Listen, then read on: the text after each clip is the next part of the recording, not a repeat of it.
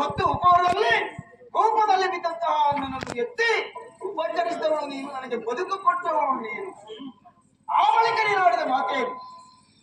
ನಿನ್ನ ಮದುವೆಯಾಗಬೇಕು ಎನ್ನುವಂತಹ ಬಯಕೆ ಅಂತ ಹೇಳಿದೆ. ನಾನು ಹಾಗೆ ನಿನ್ನ ರೂಪಾಂತರಕ್ಕೆ ಆಕರ್ಷಿತನಾಗಿ ಮದುವೆಯಾಗುವುದಕ್ಕೆ ಒಪ್ಪಿಕೊಂಡವ ನಾನು. ಆದರೆ ಈಗ ಮಾಡಿದ್ದೇನೆ ನೀನು ಏನು?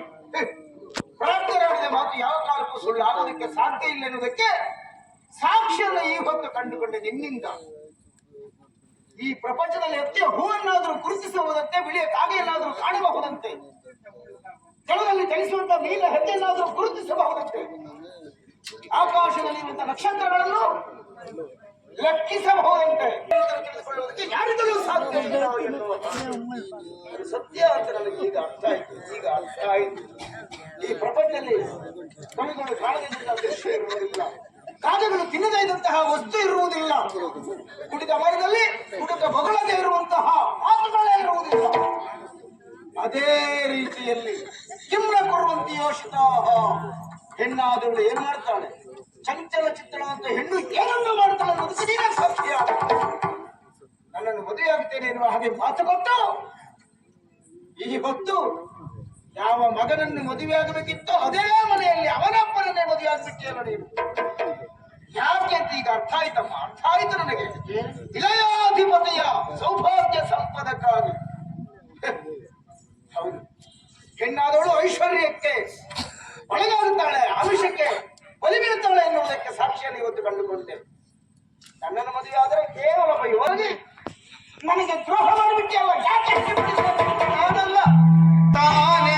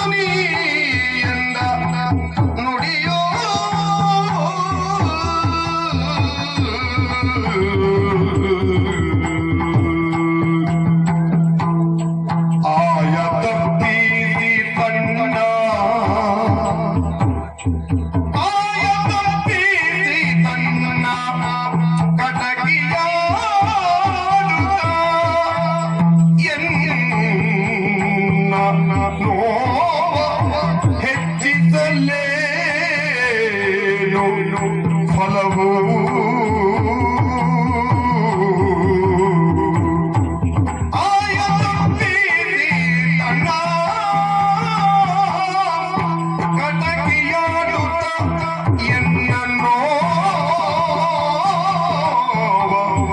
ಹೆಚ್ಚಿಸಲೇನು ಫಲವು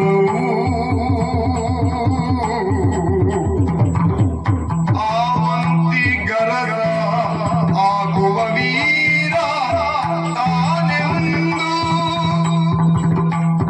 ಆವತ್ತು ನೀನೆಂದ ನುಡಿಯೋ.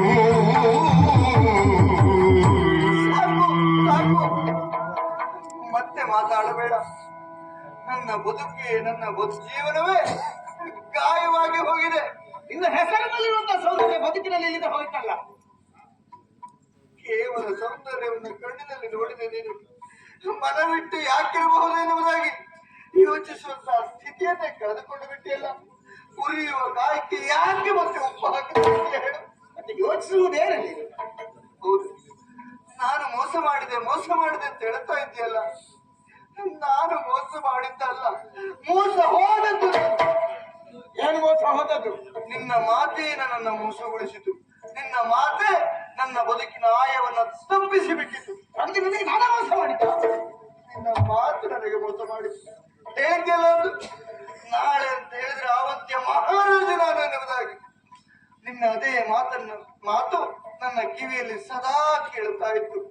ನಾಳೆ ದಿನಾಂಕ ಹೇಳಿದ್ರೆ ಆವತ್ತು ಅರಸನೇನಾಗುತ್ತೆ ಎನ್ನುವುದಾಗಿ ಕನಸನ್ನ ಕಾಣುತ್ತಾ ಆಯ್ತು. ಅದೆಷ್ಟೋ ದಿನಗಳು ಕಳೆದು ಹೋಯಿತು. ನನ್ನ ಅಪ್ಪನಿಗೂ ಯುದ್ಧ ಏರ್ಪಟ್ಟಿತ್ತು. ಯುದ್ಧದಲ್ಲಿ ನನ್ನಪ್ಪ ಸೋತು ಹೋದಂತ ಅಪ್ಪನಲ್ಲಿ ಹೆಣ್ಣಿನ ಬೇಡಿಕೆಯನ್ನ ಕೇಳಿದರು. ಆಗ ಅಪ್ಪ ಬಂದು ಹೇಳಿದ್ದು, ಆವಂತಿಯ ಮಹಾರಾಜನನ್ನ ಬಯಸ್ತಾ ಇದ್ದಾರೆ ಮಗಳೇ ಎನ್ನುವುದಾಗಿ. ಆಗ ನನ್ನ ಪತ್ನಿಯ ಯೋಚನೆ ಬಂದದ್ದು, ಹೇಮಾಂಗದ ಅರಸನಾಗಿದ್ದಾರೆ, ಅವರು ನನ್ನ ಬಯಸ್ತಾ ಇದ್ದಾರೆ ಎನ್ನುವುದಾಗಿ ಯೋಚನೆ ಮಾಡಿದೆ. ನೀನು ಕೊಟ್ಟಂತಹ ಮುದ್ರ ಯಂಗದಲ್ಲಿ ನಿನ್ನ ಮುಖವನ್ನ ಕಂಡೆ, ನೀನು ಕೊಟ್ಟಂತಹ ಮುದ್ರ ಯಂಗದಲ್ಲಿ ನನ್ನ ಮಾತನ್ನ ಕೇಳಿದೆ, ನೀನು ಕೊಟ್ಟಂತಹ ಮುದ್ರ ಯಂಗದಲ್ಲಿ ನನ್ನ ಪ್ರೀತಿಯನ್ನು ನೋಡಿದೆ.